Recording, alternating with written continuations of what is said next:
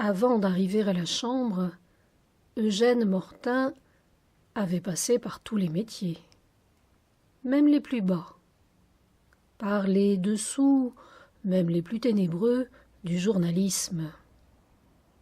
On ne choisit pas toujours ses débuts, on les prend où ils se trouvent. Ardente et prompte et pourtant réfléchie fut son initiation à la vie parisienne. J'entends cette vie qui va des bureaux de rédaction au Parlement en passant par la préfecture de police.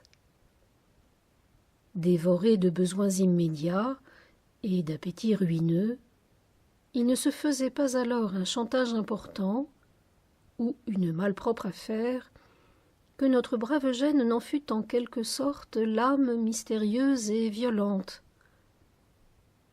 Il avait eu ce coup de génie de syndiquer une grande partie de la presse pour mener à bien ces vastes opérations. Je connais de lui, en ce genre d'écrier, des combinaisons qui sont de purs chefs-d'œuvre et qui révèlent dans ce petit provincial vite dégrossi un psychologue étonnant et un organisateur admirable des mauvais instincts du déclassé. Mais il avait la modestie de ne se point vanter de la beauté de ses coups, et l'art précieux, en se servant des autres, de ne jamais donner de sa personne aux heures du danger.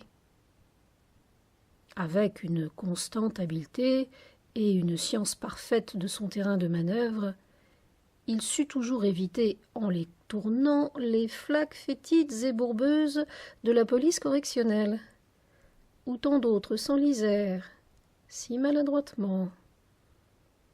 Il est vrai que mon aide, soit dit sans fatuité, ne lui fut pas inutile en bien des circonstances. C'était du reste un charmant garçon. Oui, en vérité, un charmant garçon.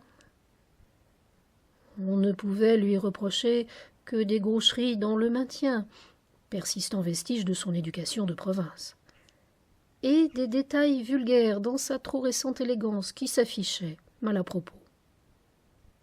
Mais tout cela n'était qu'une apparence, dissimulant mieux aux observateurs insuffisants tout ce que son esprit avait de ressources subtiles, de flair pénétrant, de souplesse retorse, tout ce que son âme contenait de ténacité âpre et terrible.